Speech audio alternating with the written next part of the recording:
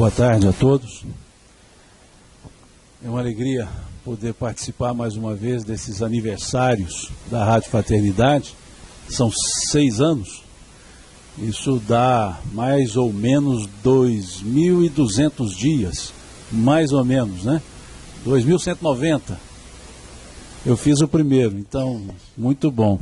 Isso são quase 72 mil horas no ar. Isso é muita coisa. Parabéns para vocês, parabéns pelo esforço, pela dedicação dessa turma, que hoje é uma turma mesmo, é um grupo, né? É Falange já. Então, Falange do Bem, né? Essa rádio da emissora do bem na internet. Então, parabéns a vocês pelos 6 anos. Muito obrigado por nos permitir estar com vocês em mais um aniversário.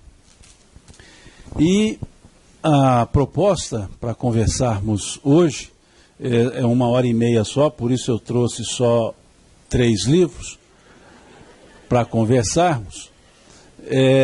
Eu creio que nós conseguiremos alongar um pouco nesse assunto. E é a ideia de Jesus e a transição planetária, mas na ótica dos que que vão partir, considerando que os que vão ficar seriam os melhores. Então é pela ótica das nossas partidas, né? E dentro da lógica que Jesus trabalhou. Se nós observarmos as parábolas de Jesus, em especial as parábolas do reino, elas trazem um aspecto escatológico. Jesus trabalha com certas escatologias. Ele trabalha com julgamentos, com períodos, com momentos.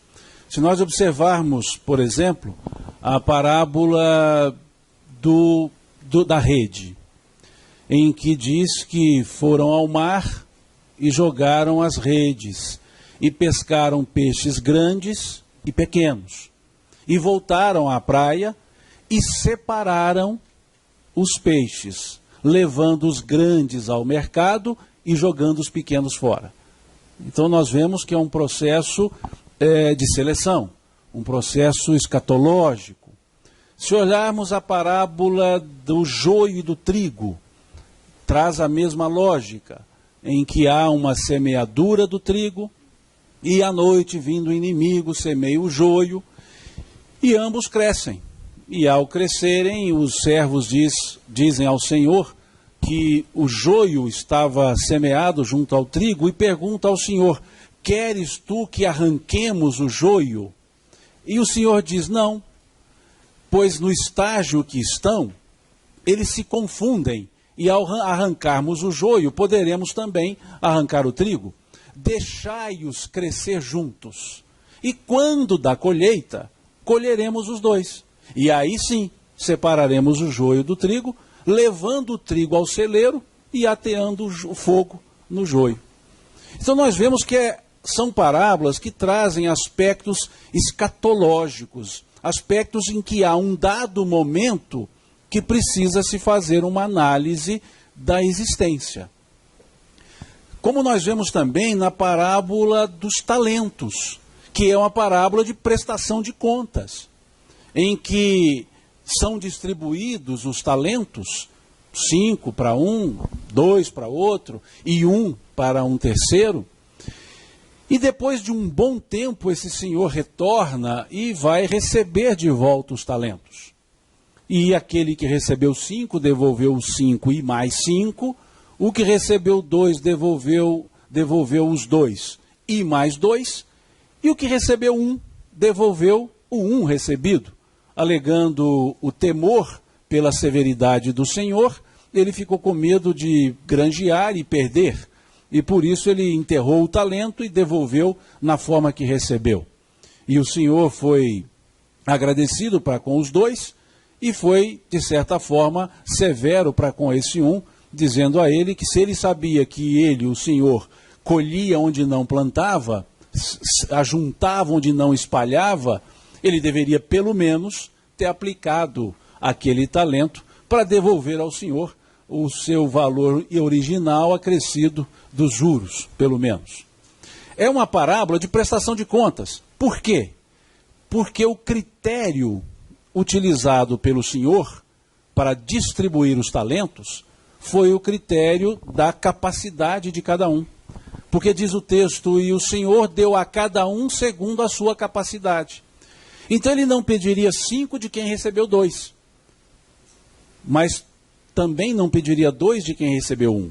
Ele queria 5 de quem recebeu 5, 2 de quem recebeu 2 e 1 de quem recebeu 1. Porque essa era a capacidade de cada um. Então, é um momento da prestação de contas, dentro da capacidade de cada um, não dentro da vontade de quem pede a prestação de contas, não dentro do que os outros solicitam, mas o que se é medido é a capacidade. Nada além é pedido.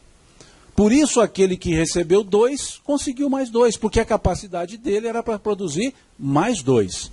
Por isso ele recebeu 2. Os 5, a mesma coisa. E aquele que recebeu 1, a capacidade dele era para devolver mais 1 e não mais 2. E por isso ele foi advertido, porque ele ficou aquém da sua própria capacidade.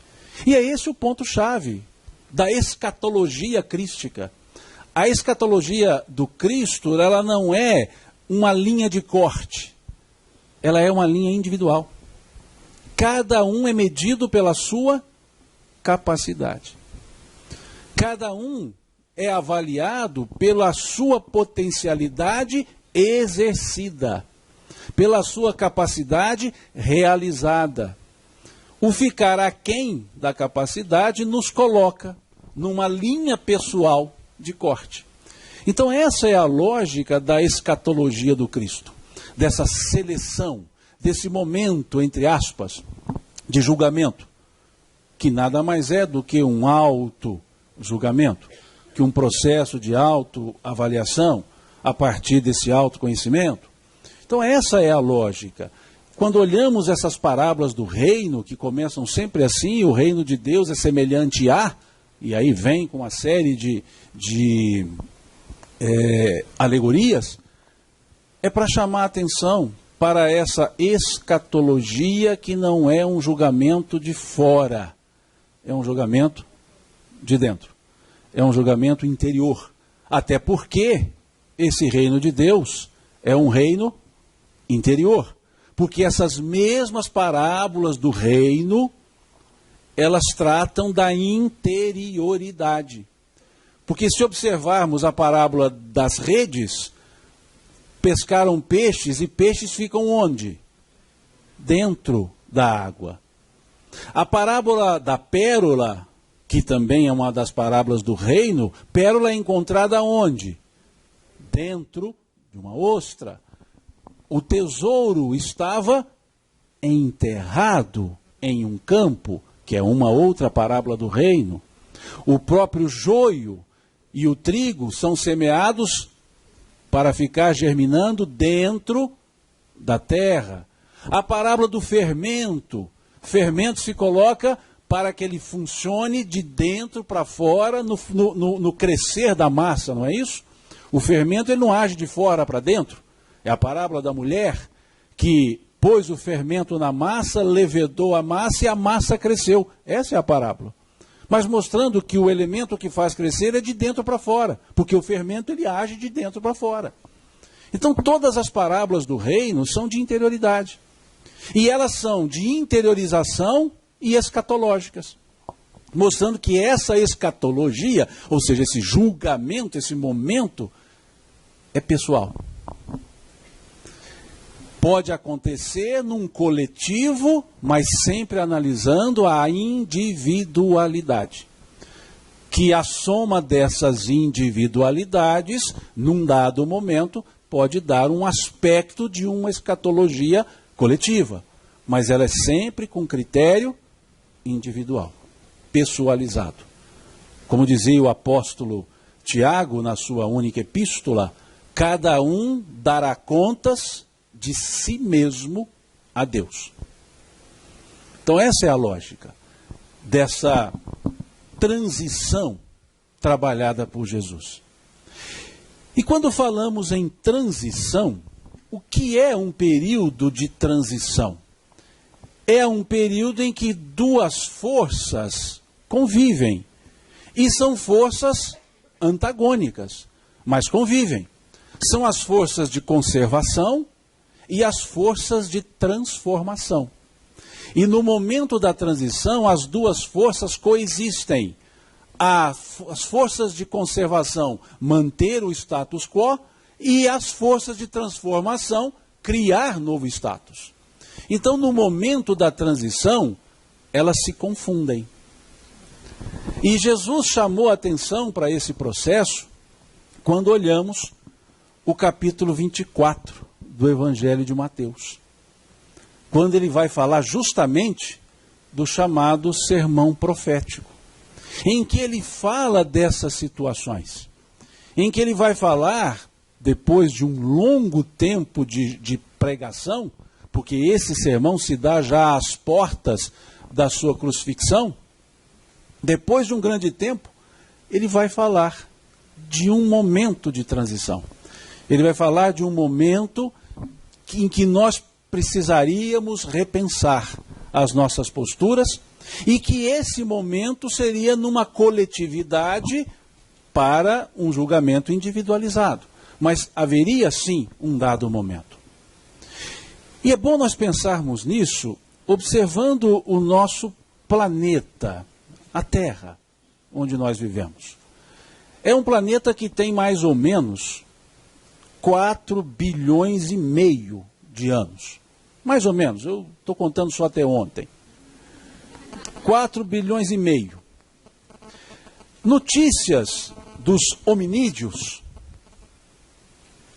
5 milhões de anos para cá. 4 bilhões 995 milhões. Ficou sem hominídeo nenhum. Veja, se nós dividirmos em 24 horas, nós estamos ocupando a Terra no último minuto do dia. 23 horas, 59 minutos ficou a Terra sem hominídeo. Ou seja, ninguém estragava a Terra. Estávamos um tempo todo. Quantos bilhões a Terra ficou se ajustando, se adequando para receber essa presença hominídea? O Homo sapiens, que talvez de sapiens não está tendo muita coisa, mas o Homo sapiens, mais ou menos 500 mil anos. Isso não dá nem para contar nos 4 bilhões e meio de anos. É que surgiu o Homo sapiens. E essa mensagem de transição há mais ou menos 2.000 anos. Veja, ela está muito mais próxima do presente do que da origem do passado. Mostrando então que já está numa hora determinada que não se pode mais brincar com ela, prorrogar. Nós temos essas mensagens nos últimos 4.000, 5.000 anos, chamando a atenção para certas posturas e condutas. Como bem colocou aqui o Jorge Alahar, falando dos naipes dos habitantes de um mundo, quando para cá vieram os de fora, nós estávamos aqui, alguns terrícolas, os primitivos do local. E houve um avanço muito grande. Por isso é que, mais recentemente, se avança muito mais rapidamente do que no passado. Porque há outros pensamentos, outras forças que chegaram. E é justamente essas forças que chegaram que deram esse impulso para que, de 4 bilhões e meio, os últimos 5.000 anos tenha sido de grande progresso. E depois dos últimos 2.000 anos, mais ainda. E é justamente nesse há quase 2.000 anos que Cristo alertou para esse momento de transição.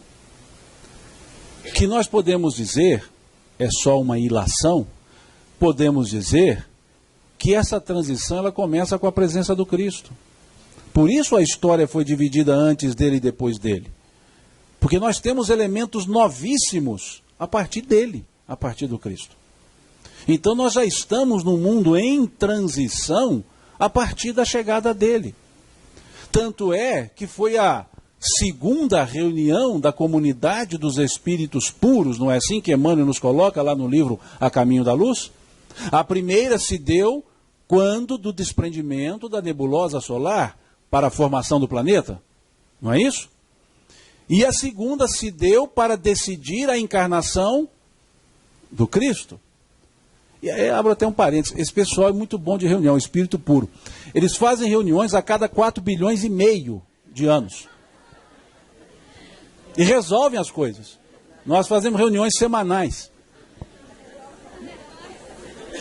E olha lá quando resolvemos alguma coisa. Então, veja, até para fazer reunião, o espírito puro é diferente. Terminada a reunião da nebulosa, olha, tranquilo, daqui 4,5 bilhões de anos, no mesmo horário, tá? Tranquilo, tranquilo. Preciso de mandar e-mail para alguém? Não, precisa não, daqui 4,5 bilhões nós estamos aqui. E chegaram. Reuniram-se e decidiram pela encarnação do Cristo. E porque já era a hora, era o momento. E a linguagem do Cristo, ela teve algo interessante de direcionamento, como vemos lá no capítulo 15 do Evangelho de Mateus, na passagem da mulher cananeia. Quando Jesus com os discípulos andavam e uma mulher começou a gritar: Senhor, filho de Davi, tenha compaixão de minha filha que jaz doente em casa. E os discípulos disseram para o Cristo: essa mulher nos incomoda, vamos despedi-la. E Jesus disse: deixai que eu mesmo a despeço. E ele vira para a mulher e diz: mulher, eu não vim senão para as ovelhas desgarradas da casa de Israel. Não convém dar aos cachorrinhos a comida dos seus senhores. Vejam que resposta dura Jesus dá. Dura no aspecto de contundente, profunda. Eu não vim senão para as ovelhas desgarradas da casa de Israel. Em outras palavras, eu não vim senão para aqueles que conhecem e estão desprezando e precisam retomar seus caminhos. Eu vim para falar com esses que entendem e estão jogando fora isso, estão desprezando isso. Eu não vim para vocês, outros, que ainda não estão necessitando dessa orientação, dessa fala. Eu não vim senão as ovelhas desgarradas da casa de Israel, não convém dar aos cachorrinhos a comida dos seus senhores. E o que a mulher responde para ele? Senhor, mas até mesmo os cachorrinhos comem as migalhas que caem das mesas dos seus senhores. Em outras palavras, Senhor, eu não quero o que o Senhor trouxe para eles. Eu me contento com o que eles estão desprezando. O que eles estão jogando fora, para mim, seria de alto valor. Então, mais do que eles, eu preciso do Senhor. Isso é o que ela disse para ele. E ele disse o que para ela? Mulher, grande é a tua fé. Grande é teu raciocínio, teu entendimento. Vá que a tua filha está curada.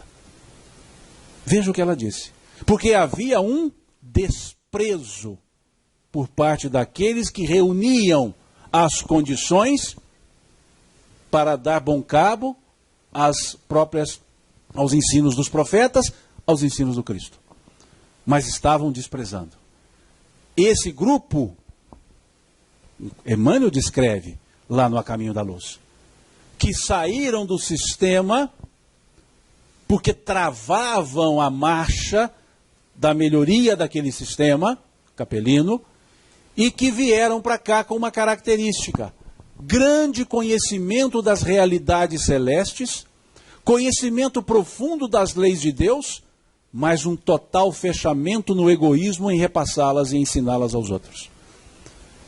Isso é que fez com que eles fossem retirados do sistema e viessem para cá. E aqui chegaram e mais uma vez se fecharam. As ovelhas desgarradas da casa de Israel. Mas essa mulher mostrou que mesmo as que não eram ovelhas desgarradas, mas ovelhas, tinham condições também de crescer e de aprender. Nesse convívio, como disse o Jorge, os terrícolas, os primitivos, aprenderam. Jesus chamou atenção para isso. Ai de ti, Corazim, ai de ti, Betsaida, ai de ti, Cafarnaum, se as coisas que aqui fiz tivessem sido feitas em Tiro e Sidom, eles teriam crido. O que é Corazim? O que é Betsaida? O que é Cafarnaum? Se não cidades hebreias da Galileia, daqueles que eram ovelhas desgarradas, daqueles que conheciam a lei. E o que são Tiro e Sidom? Duas cidades da Fenícia, povos gentílicos, que não conheciam nada dessas leis. Eram até chamados, junto com cananeus e outros, povos menores. E o que Jesus diz? Se lá em Tiro eu tivesse feito o que eu fiz aqui, eles de lá teriam crido. E os de cá não creem. E os de cá não dão valor. Veja, mostrando por que aquele povo era importante, mas por que pelo seu orgulho, seu egoísmo, foram degradados. E é isso que marca a partida. É quando essas forças de conservação querem se impor às forças de transformação. E não permitem o progresso. E não permitem a evolução. E travam a marcha. E aí são convidados a não mais continuarem marchando com aqueles outros abertos a essas forças de transformação. E é isso que Jesus chamou a atenção quando ele relata, ele diz, e Mateus grafa, no seu capítulo 24. É um capítulo pequeno, são 3 páginas só, com letrinhas pequenas. Pelo que está aqui, deve ser tamanho 6. Esse meu evangelho é bem antiguinho. Vejam, nós vamos salpicar. Disse Jesus: acautelai-vos que ninguém vos engane, porque muitos virão em meu nome, dizendo, eu sou o Cristo, e enganarão a muitos. E ouvireis de guerras, e de rumores de guerras. Olhai, não vos assusteis, porque é mister que tudo isso aconteça, mas ainda não é o fim. Depois ele continua. Porque se levantarão nações contra nações, reinos contra reinos, haverá fomes em vários lugares. Mas todas essas coisas são o princípio das dores. Então vos hão de entregar e serdes atormentados, matar-vos-ão, e sereis odiados de todas as gentes por causa do meu nome. Nesse tempo, muitos serão escandalizados, trair-se-ão uns aos outros, e uns aos outros se aborrecerão. Surgirão muitos falsos profetas, e enganarão a muitos. E por se multiplicar a iniquidade, o amor de muitos esfriará. Mas aquele que perseverar até o fim, será salvo. E este evangelho do reino será pregado em todo o mundo, em testemunho de todas as gentes. E então virá o fim. Vejam esse sermão profético, que coisa interessante. Ele fala de elementos, de cataclismos. Ele fala de intempéries. Ele fala de atitudes pessoais. E diz, depois disso tudo, que não é o fim.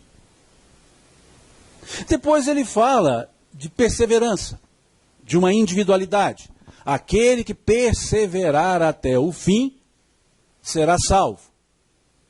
E no final ele diz, quando este evangelho do reino estiver espalhado sobre toda a terra, então será o fim. O fim não se deu e não se dá e não se dará com elementos materiais, cataclismos ou quaisquer que sejam. O fim se dá aqui numa forma de mudança de comportamento. Quando este evangelho do reino estiver espalhado sobre toda a terra, aí chegará o fim. Fim de um período, de uma era. Não está Jesus falando de final dos tempos num aspecto material de destruição. Porque tudo que ele fala de destruição, ele diz, e não, ainda não é o fim. Mas quando ele fala de um evangelho espalhado pela terra, ele diz, é o fim.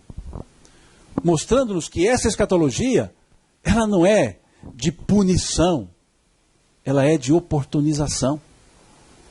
Aquele que perseverar até o fim. Aquele que manter-se sereno, manter-se equilibrado, crescendo, mesmo nas dificuldades, nas balbúrdias, nos entraves. Perseverança. E ele diz que aí chegará o fim. Então nos mostra esse sermão que não é uma questão material. Mas surge uma dúvida. Quando é? Quando será?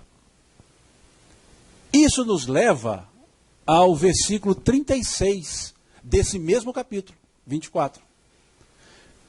Nesse versículo 36 diz Jesus: porém, aquele dia e hora ninguém sabe, nem os anjos do céu, nem o Filho, mas unicamente meu Pai. E aqui não está escrito os maias também não. Então vejam, nem os anjos do céu sabem, nem o Filho, quem é o Filho? Nem ele, somente meu Pai. E o duro é que vem um monte de gente dando data para as coisas. Vai começar em tal data, vai começar em tal data. Jesus não, nem ele precisou. Por que não se precisa? Porque depende da atitude e conduta das pessoas. Só isso. É um momento psicológico, não é cronológico. E ele deixou claro, o dia e a hora, ninguém o sabe, nem os anjos do céu, nem o Filho, somente meu Pai. Ainda usa meu Pai, ou seja, vocês podem observar, Jesus falava Pai usando 3 pronomes possessivos. Ora ele dizia meu Pai, ora ele dizia vosso Pai, ora ele dizia Pai nosso. Ele usava 3 pronomes distintos, e numa língua pobre, que função pronominal não era muito dada em condição. E, no entanto, ele pronominalizava todas as suas falas. Quando Jesus falava meu Pai, é como ele, Jesus, entendia Deus. Bem além do que nós entendemos. Meu Pai e eu somos um. Bom só há um, meu Pai. Quando ele dizia vosso Pai, é Deus na concepção da própria pessoa. Sede perfeitos como perfeito é o vosso Pai que está nos céus.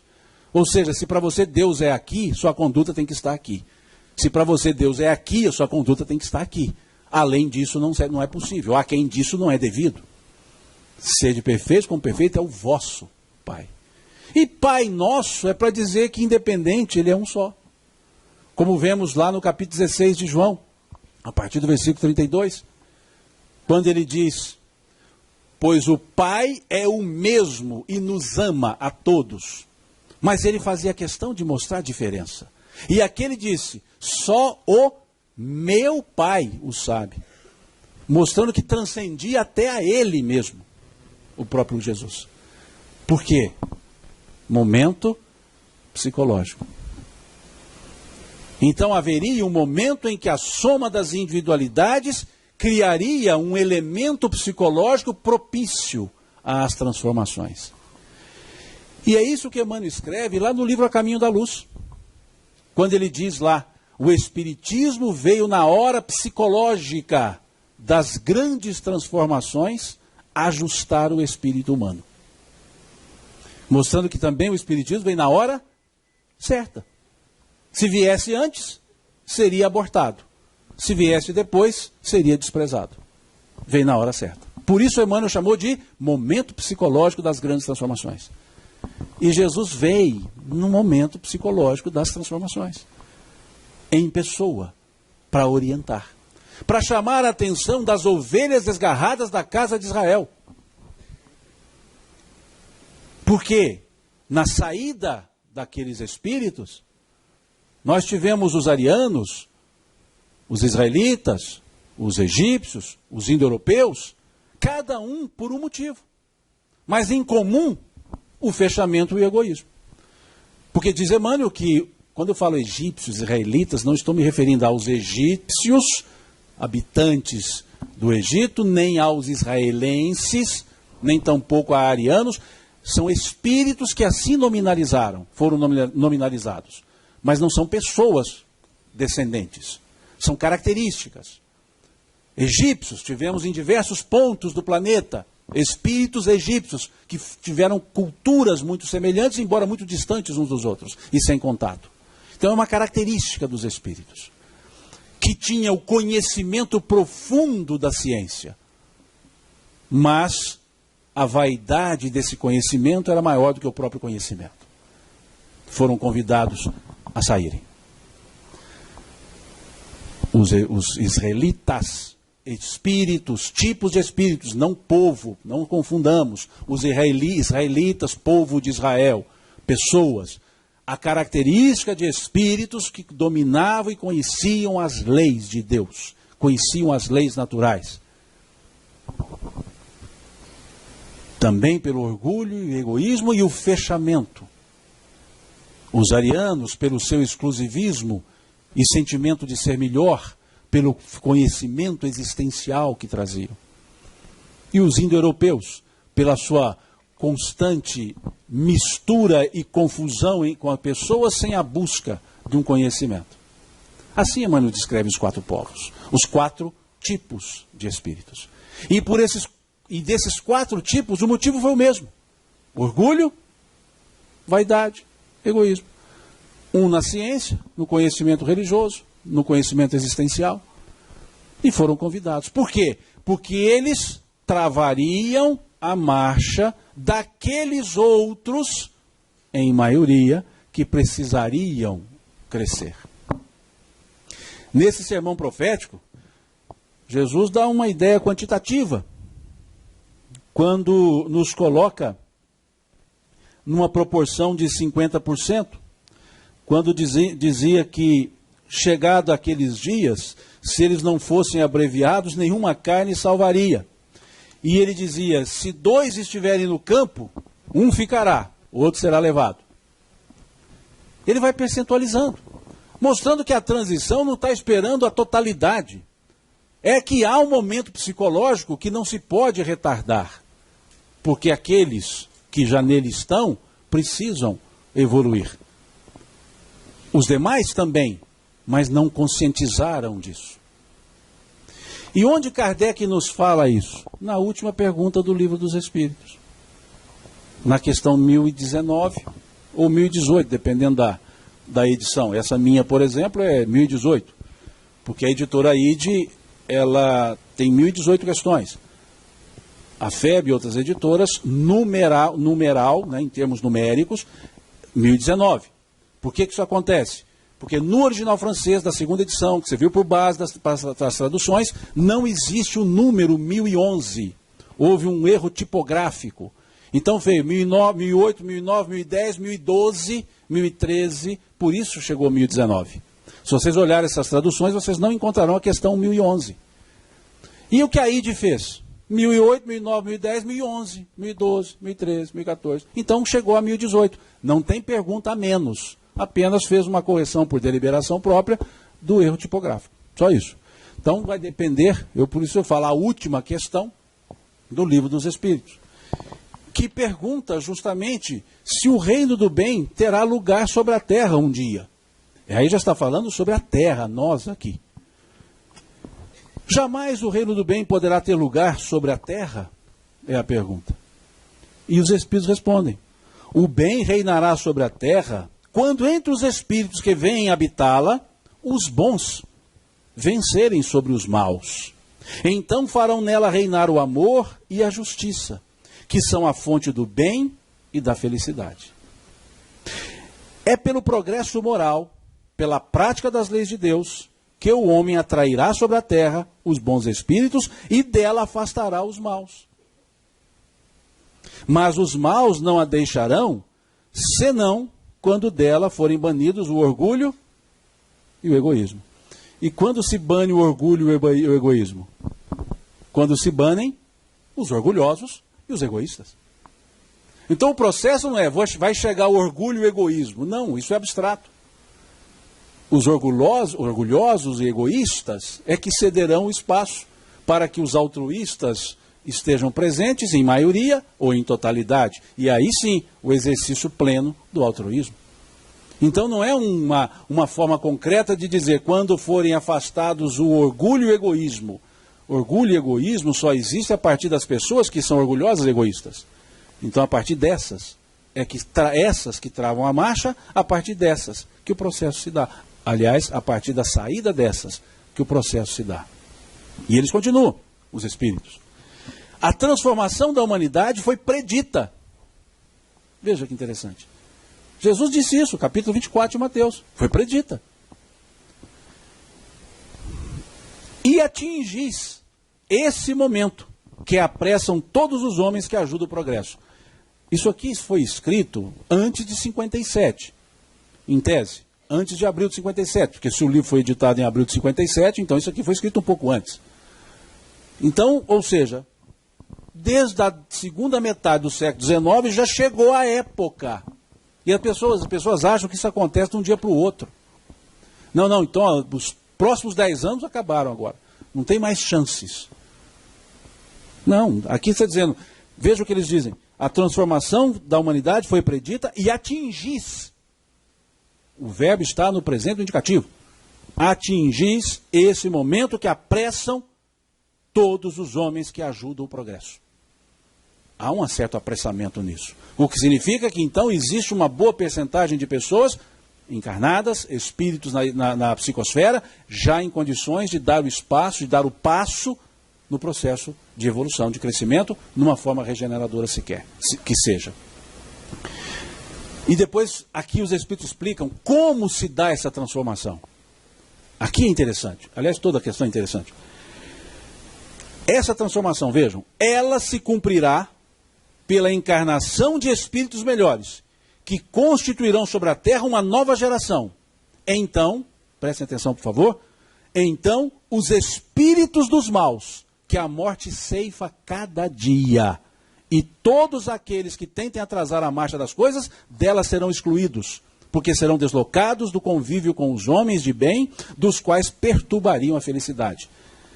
Veja o detalhe, a morte ceifa todos os dias. Não existe um momento de rodão. Agora vai ser o momento. Para todo mundo, vem um rodo e leva todo mundo. Vejam, porque nesse período de transformação que estamos, nesse período de transição, melhor dizendo, já vai acontecendo a escatologia natural e individual. Veja o que Kardec, os Espíritos respondem. Aliás, o Espírito São Luís responde para Kardec. Ela se cumprirá pela encarnação de espíritos melhores que constituirão sobre a Terra uma nova geração. Então os espíritos dos maus, que a morte ceifa cada dia. Mostrando uma forma tranquila de fazer uma transição. Chega um bom, sai um ruim. Não volta mais. Pronto. Mas eu quero. Não dá. Acabou. Vejam. É natural, é o processo simples. Nada miraculoso. Não precisa de planeta nenhum para fazer isso. É simplesmente um processo. Vai encarnar alguém e opta-se por um espírito melhor para ser encarnado. Aquele que está ávido para crescer, para aprender, está em condições de exercitar, desencarnou. É bom? É. Deixa na fila que volta. É ruim? Bota na outra fila da espera. Vamos ver, se tiver vaga, volta. Se não tiver, segue. Não vem mais para cá. É um processo natural. Como tudo na lei de Deus o é. Natural. Não existe nada. Não há salto quantitativo, qualitativo. Porque não se faz qualidade por saltos. Qualidade se faz por fixação. Por repetição. Por isso o nosso processo evolutivo é numa forma elíptica. É uma espiral, idas e vindas, para aprendizagem e fixação, e assim se vai. Então acontece naturalmente. E todos aqueles que tentem atrasar a marcha das coisas. Porque há uma coletividade já maior que faz as coisas fluírem. Então nós estamos naquele momento assim. Aproveita que você está indo, porque pode ser que a hora que voltar não tem ida de volta não. A passagem encarnatória, ela está só de desencarnação para a volta, não tem garantia de retorno para cá. Vai depender. Antes não, antes estava mais aberto. Não, eu vou lá de novo, pode ir, fica à vontade. Agora sim, vamos ver se pode. Vamos ver se tem vaga. E é uma coisa lógica. Porque se observarmos Emmanuel, ele diz, vou arredondar as contas porque facilita, que nós somos mais ou menos 25 bilhões de espíritos na psicosfera e na crosta terrestre. Vamos facilitar, 28, para fazer as contas só, tá? 28 bilhões. Nós estamos mais ou menos 7 bilhões, contando comigo, encarnados. Se, estou criando o número agora, tá? Estou chegando ao 28 para facilitar a conta. A proporção é 4 por 1. Estou eu aqui, 4 de lá. E tem vaga só para 7. Significa que eu estou aqui para o meu crescimento, por isso devo valorizar, e estou aqui tomando vaga de outro que poderia estar crescendo. Preciso crescer em respeito a mim e em respeito ao outro. E se fosse assim, pensemos, se fosse, desencarna todo mundo de uma vez, e encarna todo mundo de uma vez, para facilitar, né, processo atacado, né? Desencarnam 7 bilhões, reencarnam 7 bilhões, concordam? Se fosse assim, não é. E vivêssemos na Terra, vamos fazer a conta arredondando também, 100 anos. Então, a cada 100 anos sai uma turma, chega uma outra turma. Se são 4 por 1, quantos anos vão levar para eu voltar aqui? 400. Se fosse assim, eu sair da turma agora só daqui 400 anos. Mas não é assim. Já pode nem ter volta. Não agora. E mais, conforme o Jorge colocou aqui, muito bem colocado por sinal, existem os que já vieram para cá do degredo. Os exilados 1. E correm o risco de serem os exilados 2. Por quê? Porque ainda não progrediram, continuam ovelhas desgarradas da casa de Israel. Porque nem todos retornaram. E aí vai ter o degredo 2, a missão. Por quê?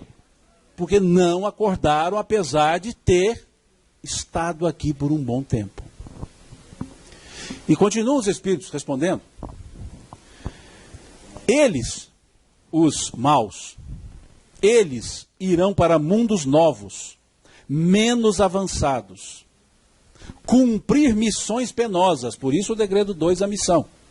Missões penosas, onde poderão trabalhar para o seu próprio adiantamento, ao mesmo tempo que trabalharão para o adiantamento dos seus irmãos ainda mais atrasados. Quando chegaram por aqui os menos evoluídos ou os mais atrasados, estávamos aqui, ou os menos evoluídos daqui, os mais evoluídos daqui, que eram os mais atrasados de lá. Dá para entender uma fala de Jesus. Não estou colocando no mesmo caso, não é isso, tá? Esse personagem não foi degradado não, mas só para a gente entender essa lógica. Quando Jesus falou de João Batista, como é que ele disse?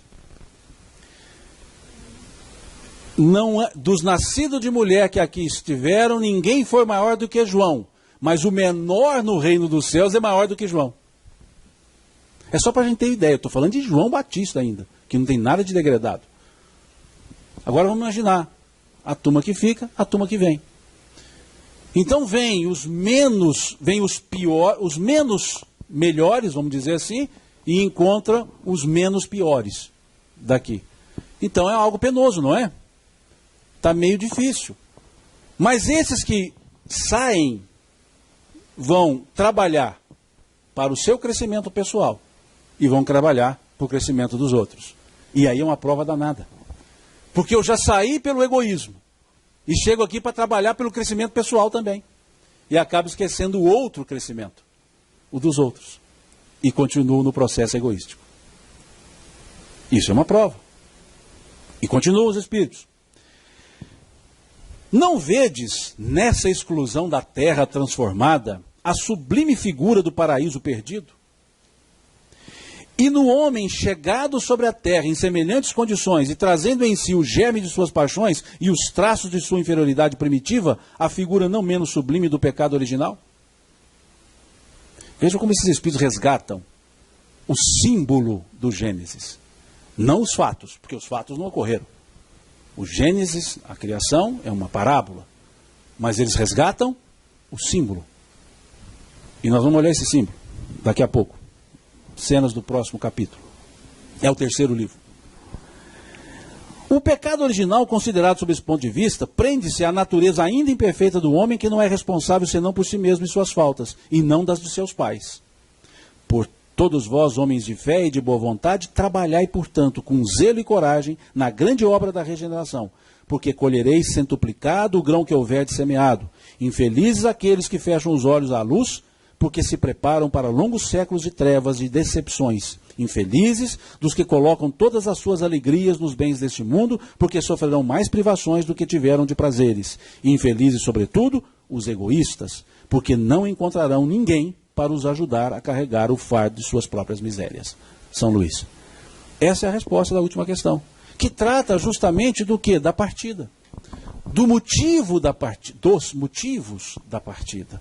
Dessa escatologia que não é cronológica, é comportamental.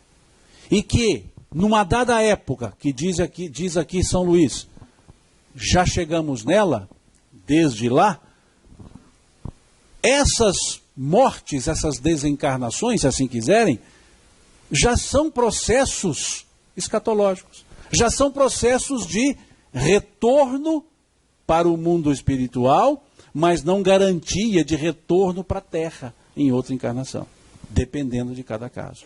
Então as coisas já vão acontecendo. E o interessante é que achamos as teorias, ainda bem que são teorias, ensaios teóricos, dizendo quando vai acontecer isso, de que forma vai acontecer, e de uma forma coletiva catastrófica. E não encontra nenhum fundamento na codificação ou no Evangelho, nos Evangelhos, para tais afirmações. E a questão 625 dos Espíritos fala o quê? Quem é o nosso guia e modelo? Então eu fico com Jesus, que não deu nem dia, nem hora e nem modo. Apenas chamou a atenção que vai acontecer. Porque vai depender da evolução e do momento de cada um. E aí vamos ver com que turma nós nos encontraremos. Basta saber que turma nós somos. Bem colocado aqui pelo Jorge também. Não preciso saber que turma eu fui. Eu tenho que saber que turma eu sou, para saber em que turma estarei. Não interessa quem eu fui, interessa quem eu sou, porque quem eu fui determinou quem eu sou determinará quem eu serei. Então me interessa saber quem eu sou, como estou. Porque o daqui para frente o que se conta? O daqui para trás já se contou, tanto que eu estou aqui. Então essa é a lógica do processo escatológico nos moldes do Cristo. Essa é a lógica. E aqui diz a sublime figura do paraíso perdido. Vamos lá no paraíso perdido. Lá no Gênesis bíblico. Capítulo 1. Que não é o foco da conversa. Mas como é que se deu essa coisa? Ora, a serpente era mais astuta que todas as animarias do campo que o Senhor Deus tinha feito. E esta disse à mulher, é assim que Deus disse, não? Comereis de toda a árvore do jardim? E disse a mulher à serpente, do fruto das árvores do jardim comeremos, mas do fruto da árvore que está no centro do jardim, disse Deus, não comereis dele, nem nele tocareis, para que não morrais. E então a serpente disse à mulher, certamente não morrereis, porque sabe Deus que no dia em que vós comerdes, se abrirão vossos olhos e sereis como ele, sabendo o bem e o mal. Olha o que a serpente diz para para a senhorita. E vendo a mulher que aquela árvore era boa para se comer e agradável aos olhos, você vê que esse negócio de mulher olhar as coisas primeiro já está lá com Eva, né? Tem que olhar primeiro, tem que ser agradável aos olhos, né? Por isso a dificuldade de escolher roupa, porque é no olhar primeiro, né? Mulher só escolhe bem quando tem uma só para escolher. Se tiver mais de uma peça para escolher, não consegue escolher. Porque aquela escolher não é o que ela queria. Porque os olhos. E também deu ao seu marido, e ele comeu com ela. Então foram abertos os olhos, e ambos, e conheceram que estavam nus, e coseram folhas de figueira, e fizeram para si aventais. Porque antes disso eles não se viam nus. Veja o que nos fala aqui o versículo 25 do capítulo 2. E ambos estavam nus, o homem e a sua mulher, e não se envergonhavam. Aqui se fala de dois momentos. Um momento sem uma consciência existencial, um momento com consciência existencial. E é interessante observar essa parte, porque nós vemos três figuras nessa parte. Nós vemos uma serpente, que até então não era serpente, porque ela não rastejava, começou a rastejar depois, porque foi uma punição, rastejará com o ventre na terra, então antes ela não andava com o ventre na terra, então ela andava em pé, porque é uma parábola, existe o chamado absurdo plausível em toda a parábola, então é válido. E havia uma mulher, a Eva, e um homem, em tese, Adão. Mas o que é Adão? Adam significa homem, no sentido de humanidade. Não é homem, pessoa, aquele indivíduo. Homem, em humanidade. Adamá, né, que é o humanizar. Então vejam, Eva significa o quê? Evahá, ser vivente, aquele que vive. Veja, na humanidade tem aquele que vive. De onde veio Eva? Da costela de Adão, que significa que Eva veio da humanidade. Olha aí o que é filho do homem, filho de si mesmo. Adão, para que Eva nascesse, ele teve que cair em sono profundo. Ou seja, estava na total ignorância, estava dormindo, e dali surge o ser vivente. Por que isso? Nessa relação com a serpente, qual desses dois seres fez contraposição? A serpente chegou e disse, olha, pode comer. Não posso comer. Porque se eu comer, Deus falou que eu vou morrer, isso não está certo não. Quem falou isso para a serpente? Eva. Eva não é o segundo momento? Qual foi o primeiro momento? Adão. O que Adão falou nessa história? Eva viu que era bom e deu ao seu marido e ele comeu. Não falou nada. Houve algum questionamento de Adão? Ô Eva, peraí, você não pode fazer isso comigo. Não, essa é minha esposa, está me complicando minha vida, me ajuda aí. Ele falou alguma coisa? O que mostra que marido obedece. Mulher mandou, acabou. Mas vejam, porque Adão dormia para que Eva nascesse, Adão simboliza o período da inconsciência. É a humanidade que não tem consciência. Eva já é o momento que se deu o passo e que já há um conhecimento do que se deve e não se deve. Por isso, responsabilizações. Por isso, uma força maior se coloca. Por isso, esse momento é delicado, é simbólico ao extremo. Porque não se dá uma expulsão na ignorância de Adão. Se dá por uma transgressão a uma ordem, uma norma sabida. Na figura do ser vivente. Já era um ser que vivia, já não era mais aquele princípio de existência.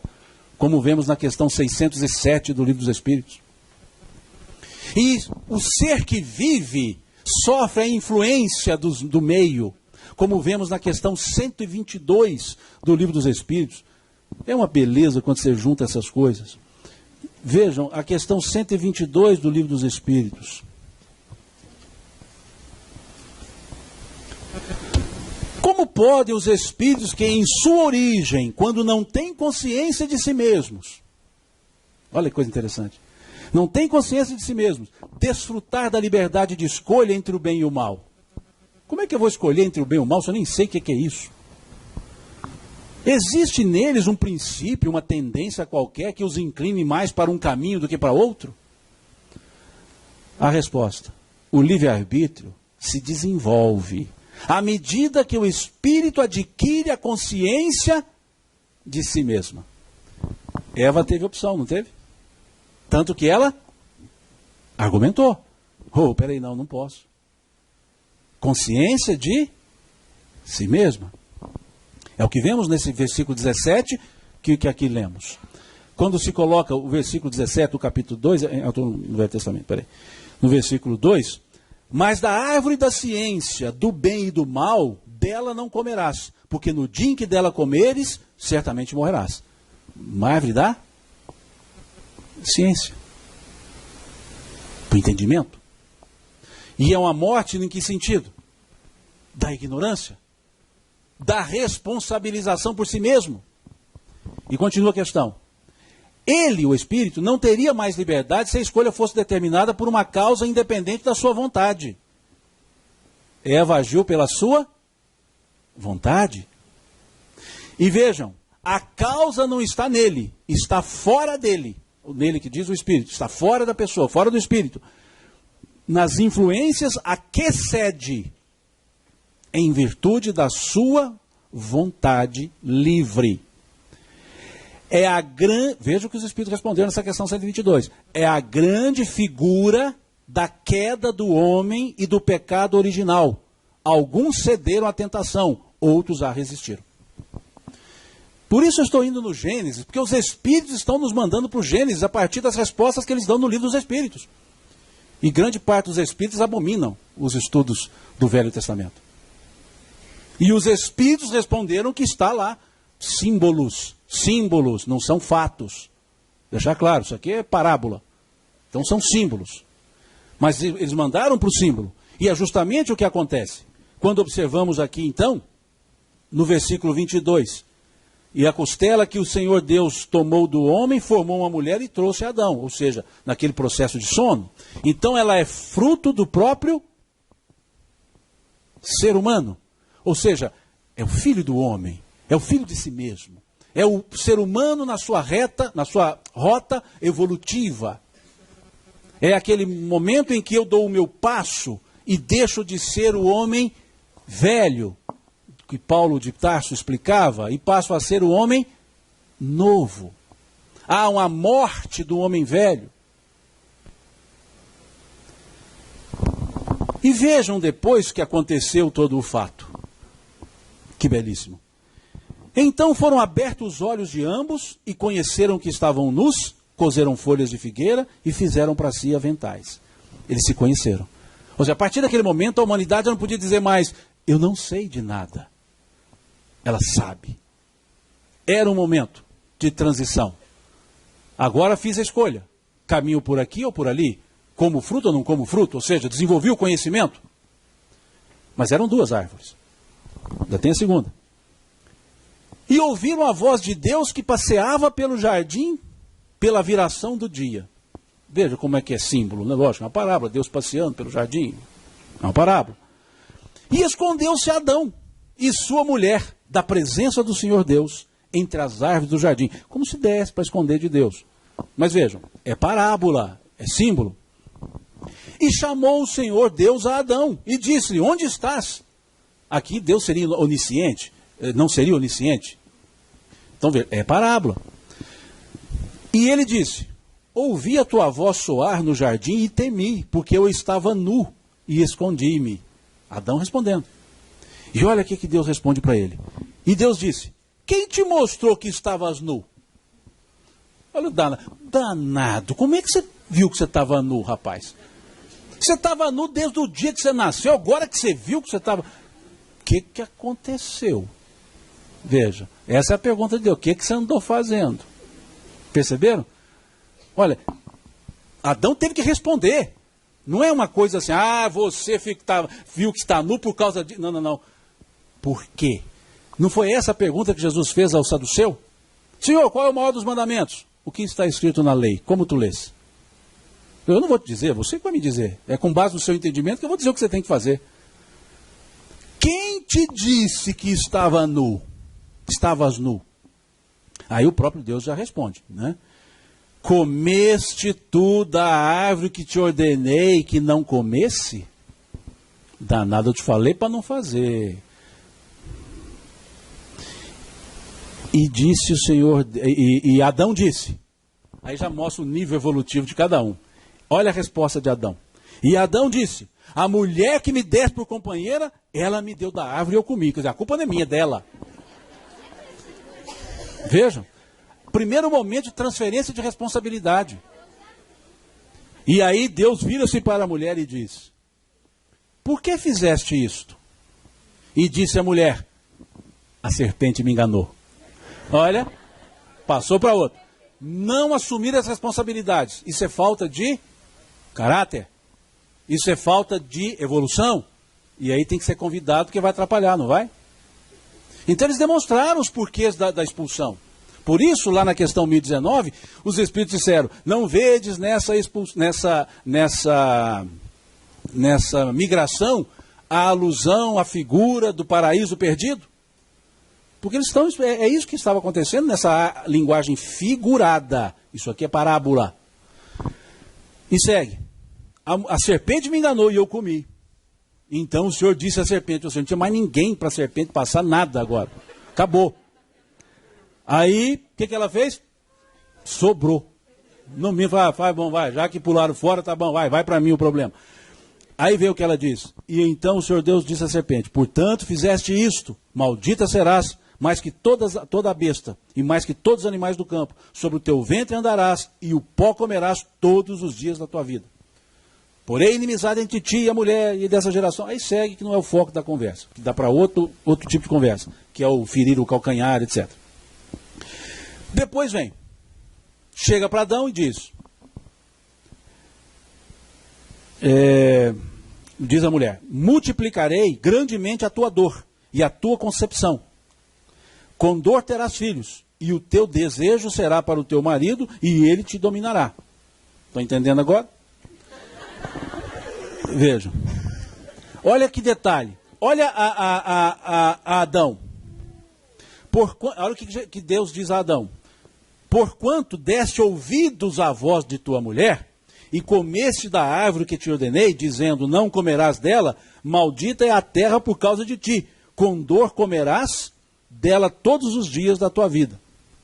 A pena aplicada a Adão foi uma, a Eva foi outra. Completamente diferente e muito mais profunda, porque era um momento de consciência completamente diferente.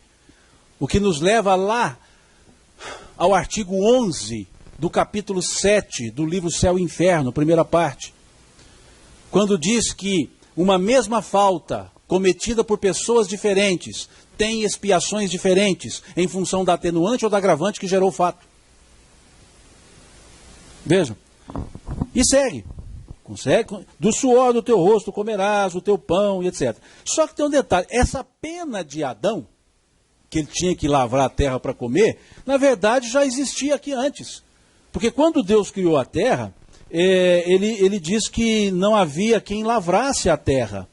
Diz assim, ó, e toda a planta do campo que ainda não estava na terra, e toda a erva do campo que ainda não brotava, porque ainda o Senhor Deus não tinha feito chover sobre a terra, e não havia homem para lavrar a terra. Então esse lavrar a terra era necessidade, não é uma punição.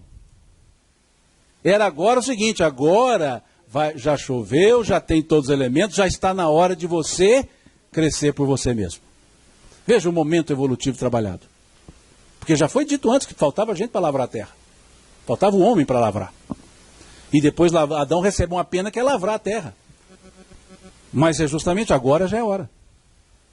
E aí diz, interessante, aí diz o seguinte: então disse o Senhor Deus, eis que o homem é como um de nós, sabendo o bem e o mal.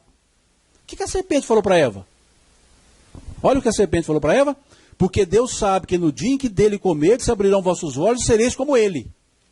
Olha o que Deus disse: eis que ele comeu, eis que o homem é como um de nós, sabendo o bem e o mal. A conversa ali era de consciência. Olha, você vai abrir os olhos, você chegou na hora, não vai ter jeito, daqui para frente é a responsabilidade plena sua. Sabe o que é certo e o que é errado, o bem e o mal. Não houve uma mentira, pode ter havido uma antecipação. E continua: pois, para que, aí diz Deus, pois, para que não estenda a sua mão e tome também da árvore da vida, e coma e viva eternamente, o Senhor Deus, pois, o lançou fora do jardim do Éden, para lavrar a terra de que fora tomado. E havendo lançado fora o homem, pôs querubins no oriente do jardim do Éden, e uma espada inflamada para que andava ao redor para guardar o caminho da árvore da vida.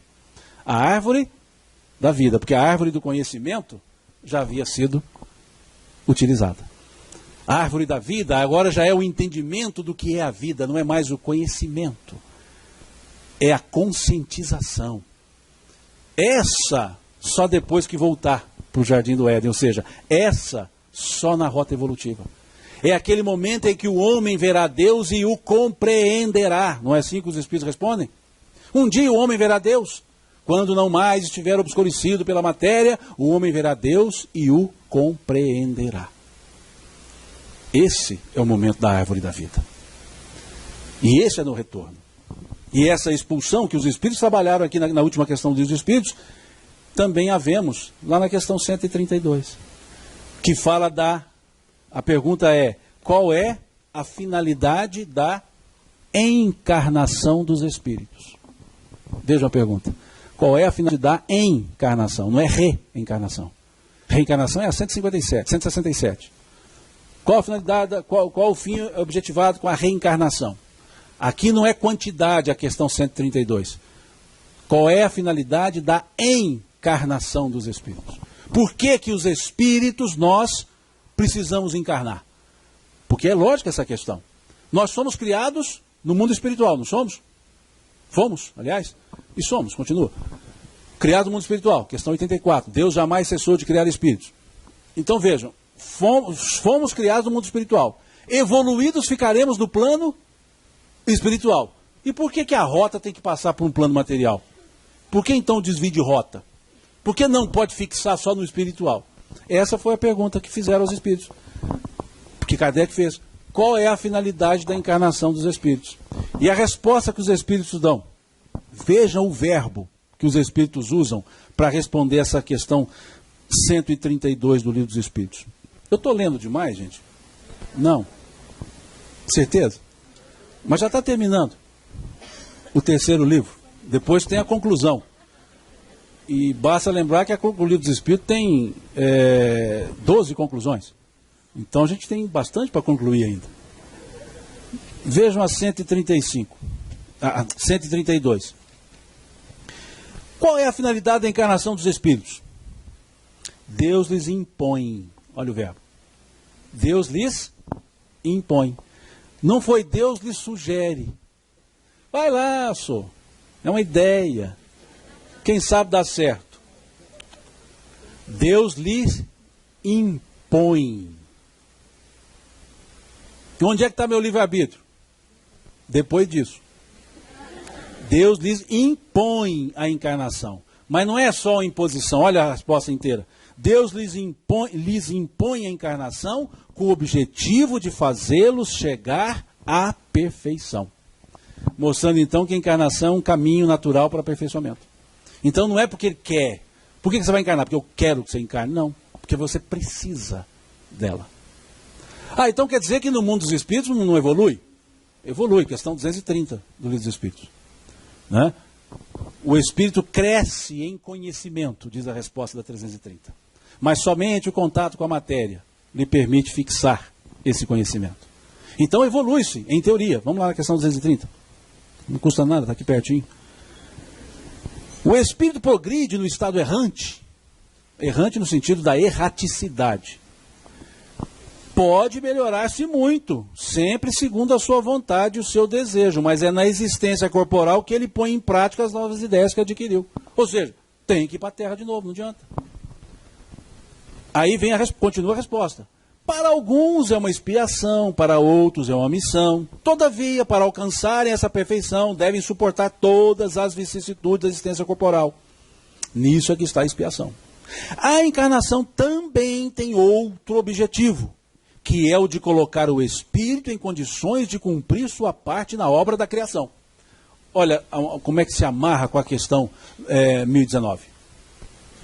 Olha como se encaixa com o processo adâmico. Colherás, com suor do teu rosto comerás. Ou seja, a encarnação tem a finalidade de fazer com que o espírito contribua para o seu próprio progresso e contribua com a obra da criação. Então isso é imposição. É aquela mesma imposição que os pais fazemos aos filhos, crianças. Quando acometidos de uma doença, são levados ao médico, diagnosticados, o médico prescreve um medicamento, e esse medicamento é uma injeçãozinha, coisa assim, normal para a criança, que ela olha para aquilo e fala, que bom. E ela então vai tomar aquela injeção, e a criança assim, já com seu livre-arbítrio bem exacerbado, nos 4 anos de idade, e ela diz assim, eu não tomo esse negócio. Criança nossa aqui, mineira, né? Eu não tomo esse trem. E o pai fala, toma. Não tomo, toma, não toma. Ai, tomou. O pai impôs, porque era necessário. Então, não encarno. Fui. Encarnei. Porque é necessário. Então essa é a lógica. Essa expulsão adâmica é o momento da fixação. É esse sair que não é degredo, no sentido de uma simples expulsão, é um convite, de certa forma, compulsório, para habitações em outros lugares que são propícios ao meu crescimento. Porque nós, os espíritos, somos todos criados simples e ignorantes, não é isso?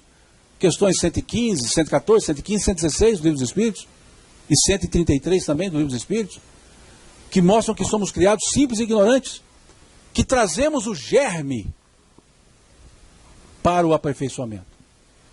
E aí nós vamos mais uma vez ao Gênesis bíblico, no versículo 27 do capítulo 1 da parábola do Gênesis, quando diz lá, e Deus criou o homem e mulher os criou, a imagem de Deus os criou.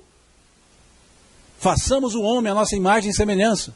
Vejam, quer dizer que no Gênesis bíblico diz que nós todos somos a imagem e semelhança do Criador. Então nós somos seres que trazemos a imagem, a semelhança do Criador. Mas, irmão, isso é só a parábola. Não, isso também está no Livro dos Espíritos. O que está na questão número 1 do Livro dos Espíritos? Essa todo mundo sabe de cor. Porque não tem um que não tenha lido pelo menos a primeira questão do Livro dos Espíritos. O que é Deus? Ou que é Deus, melhor dizendo. Que é Deus? Inteligência suprema do universo. Causa primária, todas as coisas. O que é supremo? Se é o máximo é que tem o mínimo, não tem? Supremo é que está acima, não é isso? Os Espíritos não responderam, Deus é a inteligência única do universo. Responderam isso? Inteligência suprema. Então significa que existem outras inteligências. Porque senão Deus não seria supremo, seria único na inteligência. Concordam?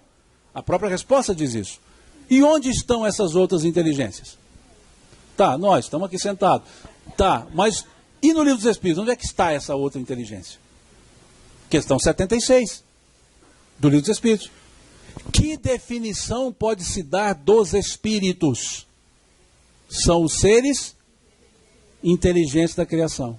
Opa! Se assemelharam, mas tem uma diferença. Por isso é semelhante. Inteligência, na questão número 1, é substantivo. Deus é a inteligência suprema do universo. E na questão 76, inteligência, está adjetivada. São os seres inteligentes da criação. Veja que interessante. Nós, os espíritos, temos a qualidade divina. Nós não temos a potência divina. Nós não somos os deuses. Nós temos a qualidade. Nós temos a característica. Deus é a inteligência suprema, os espíritos somos os seres inteligentes. Inteligência em Deus é a perfeição. Em nós é a perfectibilidade. O que é perfectibilidade? Capacidade de se aperfeiçoar. Por isso é que nós evoluímos. Nós só evoluímos porque temos a característica do evoluído, do ser único, do ser inominado. Nós só evoluímos porque trazemos essa característica. E por isso a evolução é compulsória. O único determinismo da lei de Deus é que nós todos evoluiremos. E por que todos evoluiremos? Porque é impossível uma partícula da característica da perfeição não se aperfeiçoar. Porque a perfeição é que deu a qualidade ao perfectível. Então nunca o perfectível deixará de se aperfeiçoar. Porque a própria característica da perfeição faz com que se caminhe para o aperfeiçoamento. Então esses degredos são métodos pedagógicos, didáticos, nada metodológicos, mas precedidos de uma boa programação, para que nós exercitemos a nossa evolução. Para que com a nossa ação, comerás com o suor do teu rosto, com o nosso próprio esforço, pelos nossos próprios trabalhos, pela nossa própria consciência. Se degredados, caminhar com os menos para fazê-los mais, e eu também mais. Se permaneço, crescer com os demais. Então esse é o momento escatológico. Esse é o momento que nós precisamos pensar que já se avizinhou e se avizinha, como dizem os Espíritos na última questão. Que, conforme disse o Cristo, o Evangelho estaria sobre toda a terra. Então já estamos no momento de recepção das mensagens do Evangelho, da vivência dos ensinamentos do Cristo, que o Jorge deve falar hoje também sobre esse assunto à noite, pelo que eu vi pelo tema da palestra. Esse viver, sentir, existir com o Cristo. É esse o processo. Essa é a transição. E há uma letra de música, será que dá para a gente usar lá? Não dá não, né? Deu certo? E a música deu?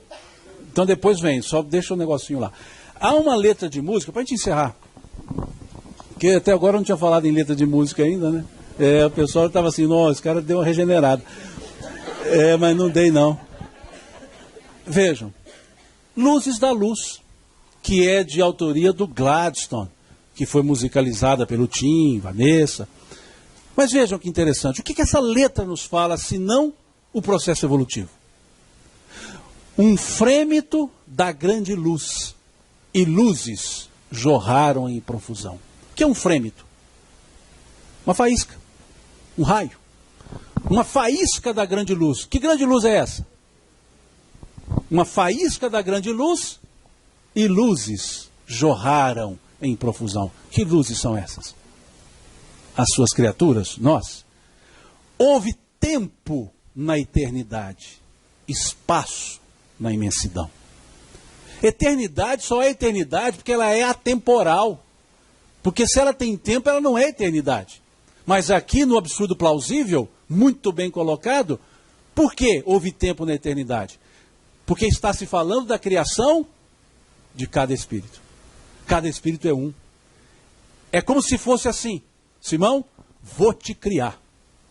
Vou parar o tempo, que agora é o seu tempo. E vou te criar.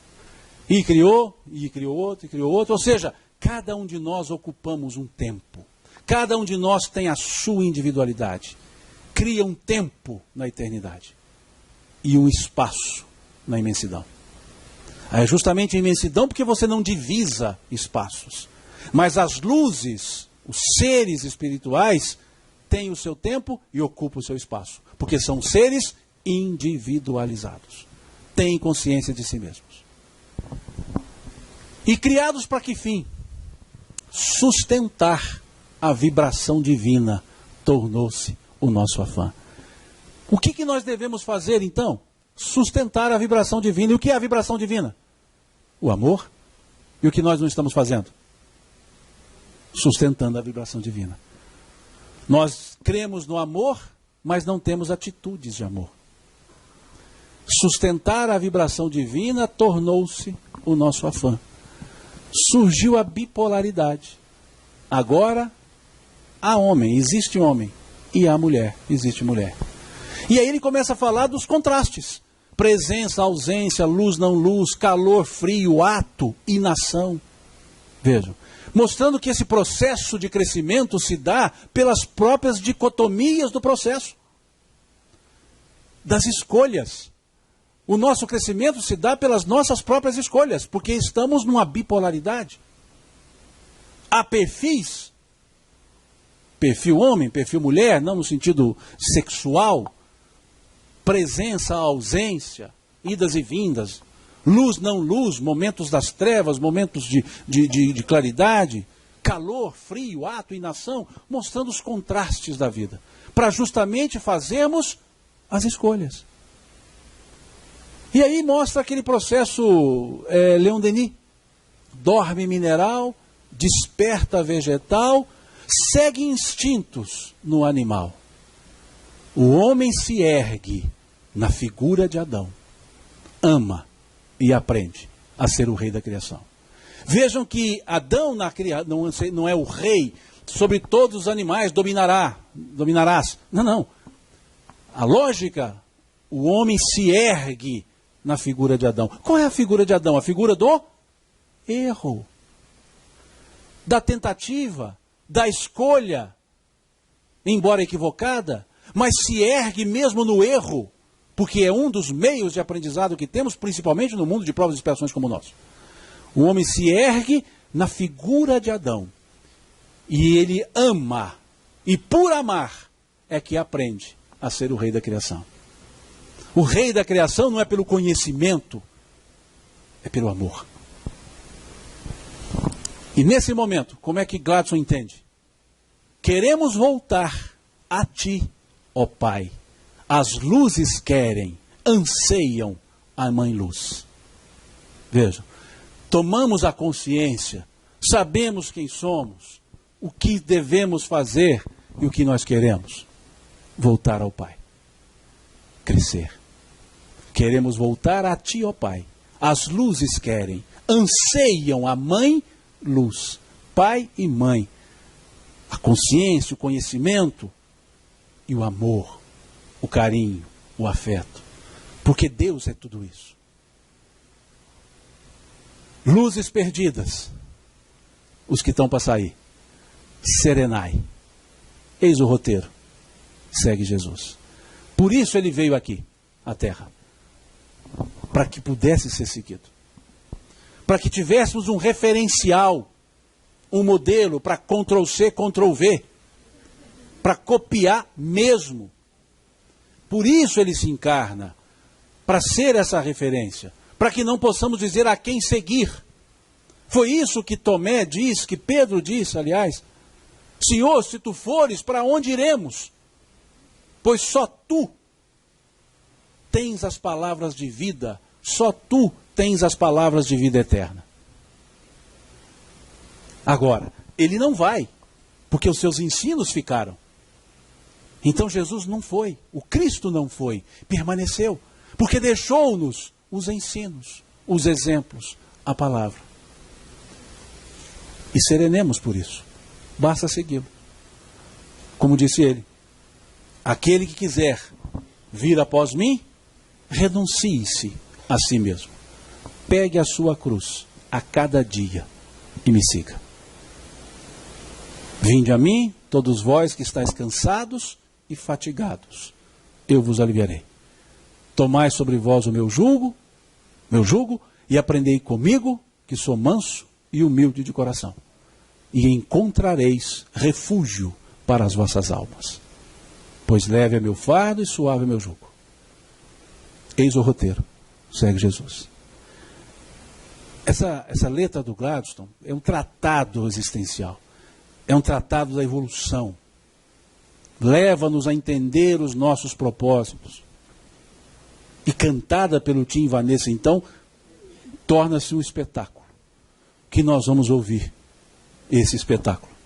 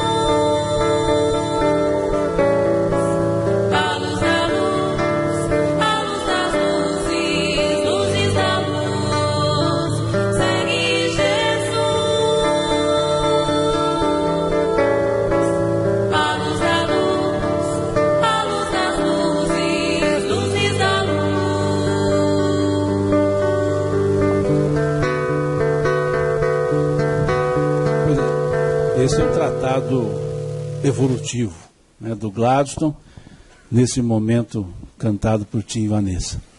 E é isso, segue Jesus. Para não sairmos da linha, para evitarmos desencontros, é só nos encontrarmos com Cristo. Esse que não nos abandona, esse amigo presente, esse que está sempre conosco. Tal qual ocorreu na noite de tempestade, em que ele dormia num barco, os homens experientes, pescadores, tomados pelo medo, acordam Jesus. Acordam-no e diz a ele: mestre, vamos morrer. E Jesus diz a eles: por que temeis? Não estou eu aqui convosco? Esse é o Jesus que está conosco mesmo nas tempestades difíceis do dia a dia. Basta que ouçamos essa voz dele. Por que temeis? Não estou aqui convosco? Porque ele fecha, aliás, Mateus fecha o seu evangelho, dizendo justamente isso. Eis que estarei convosco até a consumação dos séculos. E ele está conosco. Obrigado a vocês pela paciência, por ter estado aqui, por ter me aguentado essa 1h30, e rogo a Deus que os abençoe, e na minha mineirice, Deus lhes pague por tudo isso. Muito obrigado.